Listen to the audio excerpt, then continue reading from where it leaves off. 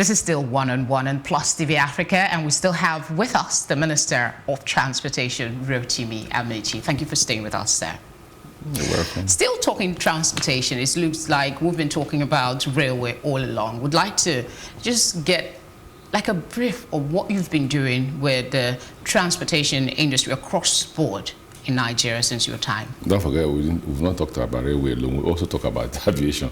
We talked about the airports. Yes, we did. But not as intensely as we talked about. We talked about maritime. No, why it's not as intensely as you? Railway. Well, railway has consumed more money than every other part of the transportation sector of the Nigerian economy. We also talked about maritime. We are trying to construct a railway from Abuja to Warri and build a seaport in Warri. We're negotiating for a railway from Bonny in Rivers State to Maiduguri with a seaport, deep seaport in Bonny. We've last week in China witnessed the signing of a loan facility to CHEC, Czech, Chinese Harbour Engineering Company, for the construction of the first seaport in Nigeria at Lekki.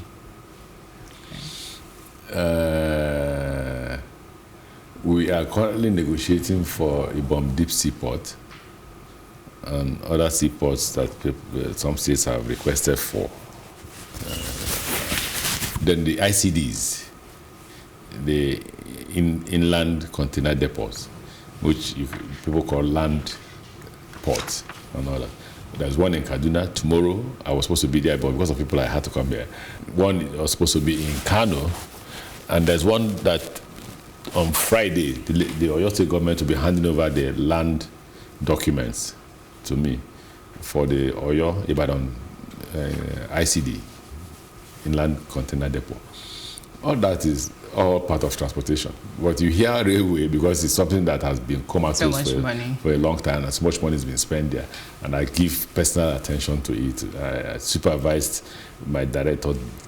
I want to hear on a daily basis what the progress or failures of that sector. But there are activities all over Ministry of Transport that Rivers is not an issue to me.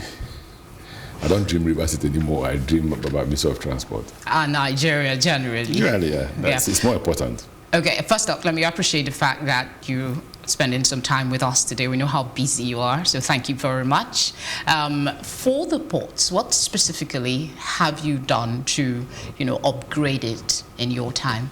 Well, you don't forget, before it could take you up to a month plus to get your goods out of the Nigerian ports. I'm not saying we're good, but we've reduced the time. We think and we hope that it will happen. That the best is the National Trade Platform, which enables you clear your goods in 24 hours. We're working hard at it. The Vice President, the chairman of the panel, who had the problem, we hope that we'll resolve those problems to enable Nigerians to be able to clear their goods electronically in one day. And we believe that's achievable within the period we're in government. Like I told you, what we have had in Nigeria is just river ports. The Apapa port is a river port. The Tinkan port is a river port. The Port Harcourt port is a river port. The Onne port is a river port. The Warri port is a river port. Calabar port is a river port. The first seaport in Nigeria will be the Lekki seaport. And with a commercial construction under this regime, we did everything possible to facilitate that a private company can invest in it, and we made all the concessions we need to make and made all the sacrifices we need to make. We were in China last week, like I told you, to sign the agreement, to watch the company sign the agreement with the lender. Okay, so what was the timeline for this Lekki ports? Because, I think it's government maximum I think it's 3 years. Okay, so you expect that by the time this administration is out, that seaport will start. Okay. We'll commence, not construction, we'll commence the reception of goods and the export or importation and exportation of goods. The Railway Workers Union, their president actually has alleged that the workers are the least paid in the country, and he's also suggesting and asking your good office to see if you could pay more than the minimum wage that's just been approved. So how do you react to that? Are they the least paid, actually? I don't deal with payment. It's a federal issue. Only the president can deal with it. what can happen is, and that will likely happen, when we privatize some part of operations, then those working with government have a right to choose whether they want to work with government or work with the private investors in the interest of operation. What plans I have, if I were to be returned to Ministry of Transport, is to break Nigerian Railway Corporation into 3 by law. I set up an operation company, infrastructure company, and a commercial company. I will do marketing and all that. So the operation company will pay the infrastructure company to use their infrastructure. So to use the tracks, you have to pay to the infrastructure company. That way we recover our investment. Now, so even private companies can then pay to use the tracks to the infrastructure company. Nigerian Railway Corporation, the operation company itself, would pay the infrastructure company to use the track. So there will be competition. Then that's when you can talk about salaries. At that point, anybody who wants an improvement in their services will encourage their workers. Even government, because the government will have to compete. There will be no monopoly. Currently, the law allows the NRC to monopolize it. There's this worry over time that railway in Nigeria has not been treated as a business, so to speak, and there's a possibility that there might be a relapse after you've gone through all these processes and done all the work that you're doing now. How do you plan to make sure that we don't retrogress to what we used to have before you came to change things? You know, I want to repeat what I said to you earlier. You've said again, that's what people were asking me when I was in university. All these things you're doing, how are you sure that if you leave it to, they will not collapse? They have actually collapsed. And I told them the best thing to do is to transfer them to private investors. So the power we built in River State, we sold to a private company. By then, everybody was clapping. When we came and said it was corruption, the same Nigerians who were clapping say, "Oh yeah, it's corruption, it's corruption." Now you've started the same way Nigerians were asking me those days. No, but it's not just enough to build and create things. Yeah, you need to think. When we didn't see the capacity of the people that were left there to manage, we sold to a private company. Now, currently, the narrow gauge will be handed over to a private company. That's why I use the word concession, if you had listened to my question, the answer to the question you raised earlier. Now, it was with GE that we were negotiating before. GE pulled out because they sold their transport company. Now, we're talking with Transnet, a South African firm. We're almost at the point of concluding our conversations. When we do that, we'll transfer the narrow gauge to them. Now, the big question is what happens to the standard gauge? When we get to the bridge, we'll cross it. If you don't get to the bridge and you try to cross it, we'll jump into muddy waters. So when we get to the bridge, we'll deal with the issue. If it's important that we concession it, but I don't think that the solution is in concessioning.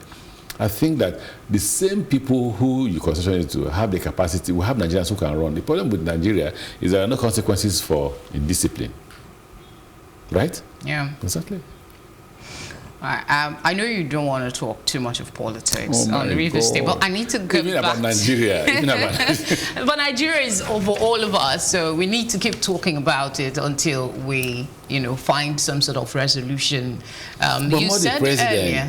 Yes, you're not the problem. You're one very influential politician in Nigeria. First off, you have a stake. You've been a public servant for almost all your life. APC as a party now, we know that there are lots of issues, factions here and there, unhappy people in that party. But for Rivers State, which is your home state, people would expect that as the leader of the party, among the leaders of the party, you would be able to bring some sort of, harmony.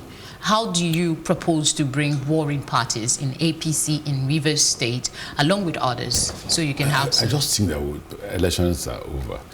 Let's us deal with governance at this stage. If you wanted to take me back to the issue of, how would you manage the party, how would you manage... No, but your party is the ruling party. Exactly. And as it stands now, there are very sincere and honest concerns that the division... There is no election tomorrow. When the election is coming, you can discuss that. Now is, how do you manage government? And that is left for the president to decide. The president is the leader of the country, he's the leader of the party, and we're all waiting for the president to take a direction. Is it true that Governor Wike, your former strong man, as some people describe him, is not your sworn enemy? Because that's one of the issues. How does that affect Minister of Transport? It's not just you're more than the Minister of Transport. I asked you if you were a Catholic. I am Catholic. Is a Catholic supposed to have an enemy? You see, that's why I said you are a politician. I'm asking you, is a Catholic supposed to have an enemy? Yes or no? Are you Catholic? I am. You're a Catholic? I'm a Catholic. Okay. As a practicing Catholic, if you are a practicing Catholic, if you're a good Catholic, you should have known that I'm a Catholic. And you should have known that as a Knight of St. John and a Papa Knight of St. Sylvester. But we're not talking religion now, we're talking politics. Let me teach you a bit of Catholicism. As a Knight of St. John and a Knight of St. Sylvester, Papa Knight of St. Sylvester, one of the Catholic rules is that if you are quarreling with somebody, you can't kneel down and take a Holy Communion. Have you been taking Holy Communion? Of course, I took one last Sunday. So how are you doing that when everybody seems to think that there is... That's the... Okay, you and I just spoke now about Akpabio. And I told you I've never been Akpabio's enemy. And I asked him, have we been one? Right? So if you, in your perception, in your imagination... It's not in our imagination, sir. What about Senator Abe? Oh. If the senator, we have Senator Wike, we have Senator, Governor Wike and Senator... Okay, there's a solution to all these questions. No comment. See, first and foremost, look, I was their governor. You know, one thing God has done for me, I don't want to call it, before people look at it as arrogance. At 34, I was Speaker of the Parliament, and Abe was a minority leader of the House. And by God's grace, I helped to make him minority leader of the House. I shouldn't be discussing him in public. I shouldn't. It's not an issue. Wike was hired by me as Chief of Staff. I put his name forward as Minister of State for Education. I shouldn't be discussing him in public. Okay, but the reason this conversation... Please, God has blessed me in one way, and God has also blessed them in another way. Can we leave that to God? And I've told you as Catholic, and if you are one, you're not allowed to kneel down and take Holy Communion if you have enemies. So, for me, I have no enemies. For them, I don't know. I won't answer for them. We are different religious... No, we're Christians, but they're not Catholics like I am. All right, I won't pressure you too much to talk about it, the most important thing is, and the reason we keep coming back to these questions is because of the importance. At the end of the day, as leaders... Is President Jonathan my enemy? I wouldn't want to believe that. Exactly, but I was one of his greatest critics. The fact that I criticize what is happening in Rivers State, I will continue to criticize tomorrow. That there is no governance in Rivers State. I can't be a governor in Rivers State and people are killed every day. But we need to stop it, and that's why I keep exactly. The only person who can stop it is the governor of the state. He has instruments of authority, he has instruments of coercion. Instead of using courts to jail these criminals, he's using court to win election. Don't take me back to... Let's give you a break from that. We might get back to it eventually, but for now... I've told you the solution. No comments. For now, we're going to talk about road transportation in Nigeria. Road? Yes. I do that. In fact, I do 40% of the administration of road transportation. The rest lies with Ministry of Works. Construction of roads lies with Ministry of Works, so I may be the wrong minister to address. To talk about it. But we have a bit of it. In your assessment of, what the administration has done so far on roads, we've done well. Would you say that there's been an improvement? We've done well. Over how many years? Nobody has looked at Third Mainland Bridge. But we shut it down for about 3 days to review the engineering qualities of that work and what we need to do to enhance its capacity. And we did that. No. What are the specific things maybe that you've done on road networks? I won't be able to pick up maybe just a few highlights that come to mind. There's a Bonibodo Road in Rivers State, which was never thought about. They all abandoned it. Now its construction is going on by the contribution of the federal government and that of LNG. The Port Harcourt-Aba Road is ongoing. That's the same as Port Harcourt-Enugu Road. Since you come from Imo State, the Enugu on the Sha Road, if you go, there are so many roads in your area that are constructed by the federal government. So, first thing to do, if you remember when I was campaigning in 2014, I said, my brother is the man who recognizes my needs and serves them. Okay. On a lighter note, we've been talking so intensely. You're a very busy man. You work really hard. There is no doubt about it. How do you know that? But I know. I see you on TV almost on a daily basis, doing one inspection or the other. So I will ask this very pertinent question. How do you relax? Very difficult question to answer. You have to. No, I'm not joking. I sleep, the highest I sleep is 3 hours. That is not healthy by any not, means. The doctors will my tell doctors are complaining. And I can tell you one of my doctors said, his name is Dr. Shepard. He said, man, you need to rest. If not, one day you wake up, your body is resting, and you won't be there to know that your body is resting. But we're doing the best we can. At a stage, I have to quit because I've been in politics for were you born by then? This is not fair. 33 years. I've been in politics. Well, what likely time frame do you have in mind to quit politics? I don't know. But I think I'm getting tired, physically, not mentally. I've been everywhere. God has blessed me, and I need to go thank my God. He's blessed me to make me speaker. He's blessed me to make me governor. He's blessed me to make me minister. I was speaker at the age of 34. I was governor at the age of 42 and minister at the age of... As a politician that's been in the business for quite a number of years, we have so many young people trying to make... probably I wasn't born then even. So for young people like myself that would want to go into politics someday, what is the one thing you would advise them to stick with? I worry a bit about your generation. I do worry a bit. I'm not joking. When I see your generation, I just think that it's a hopeless situation for Nigeria. Really? Is it that bad? I am not joking. What are your concerns? I will tell you.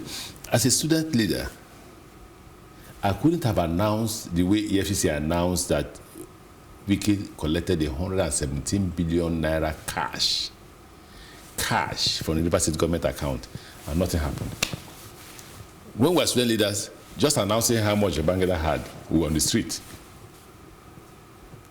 Now, when he announced 117 billion naira cash collected from the River State government by Governor Wiki, the students are going to him to organize one program there just to collect part of the money from him.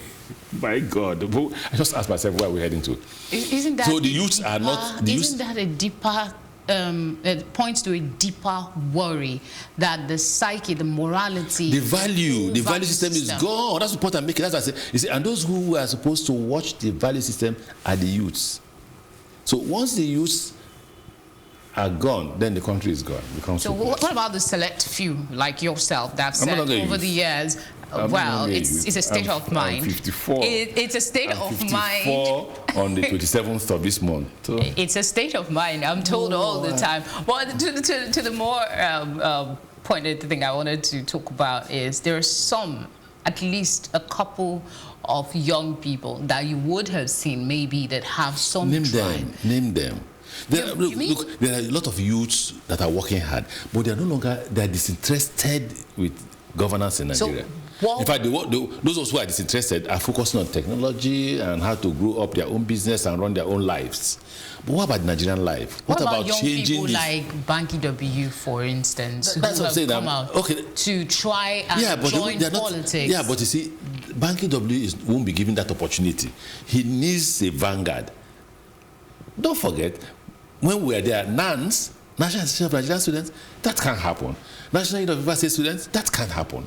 So when you have that vanguard, you're able to, nobody gives you power. Right? All this, not too young to run. What is that? Nobody gives you power. You have to collect power. And to collect power, okay, let's assume the not too young to run becomes a vanguard. They have to mobilize the youth. They have to sell their Nigerianization of Nigeria.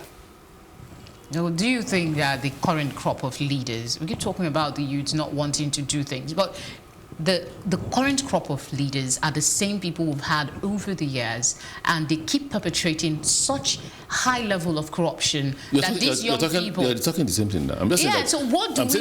We need to change. No, so you have...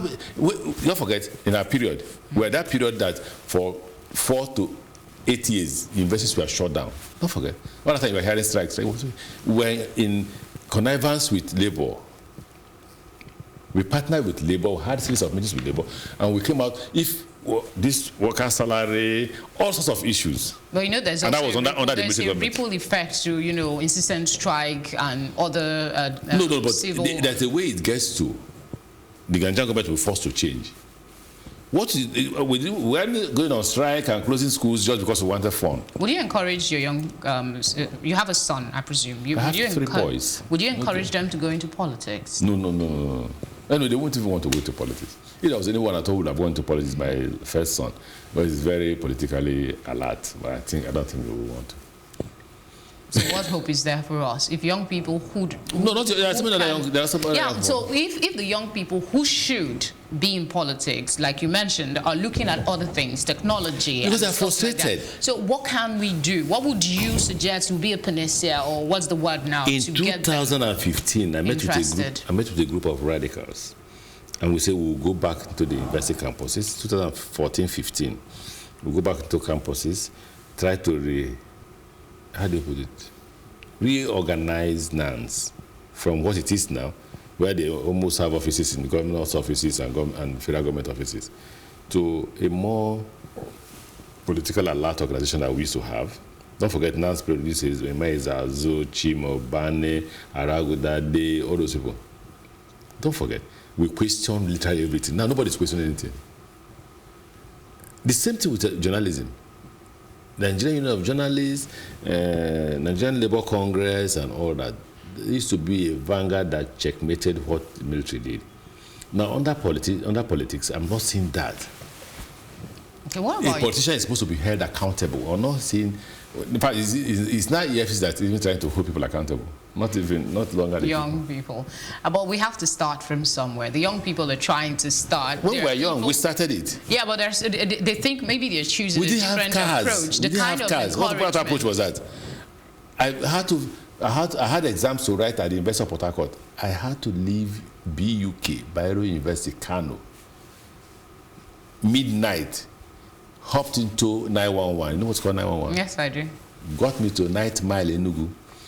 I jumped into another one that took me to Choba. I jumped down at Choba and went to write exams.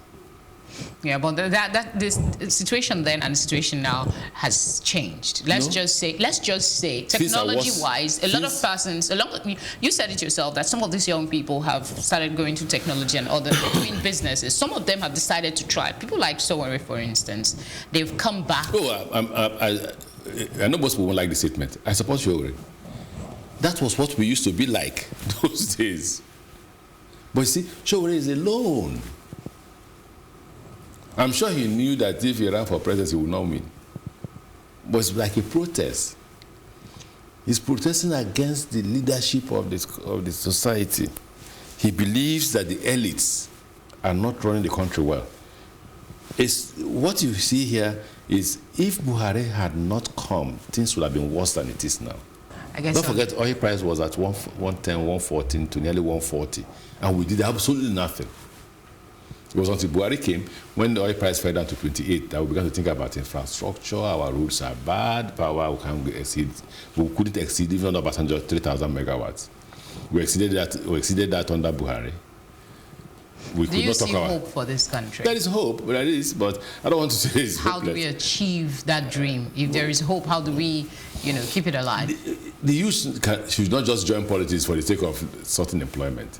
They must hold the leadership accountable. And if the leadership is held accountable, then we begin to create employment.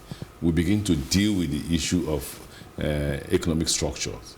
We begin to deal with what are those things that will create employment, what are those things that will cause industrialization. How do we lift? I hear that the Chinese lifted between 400 to 800 million persons from poverty in 15 to 20 years. And ask yourself, how many people have we lifted from poverty? Until the youths make it difficult for these rich men, for the elites to consume our wealth, then this country will head to nowhere. And that includes you, by the way. And don't forget, most people forget that I've been in the public space for a very long time as a student leader. Don't forget that as a speaker, I made a statement that annoyed Obasanjo so badly. I said, this, for Christ's sake, let the governors, including the president, tell us what they do with the budget. We pass the budget, they open their drawer and drop it inside and then operate the budget in their head. How many speakers could say that? Thank you very much, sir. I must say that. Thank you very much for your time. Thank you for being our guest today on One on One. You're welcome. And that's it for today. Thank you for watching. I hope you learned a thing or two. More packages here for you on Plus TV Africa. My name is Felicity Ezewuike.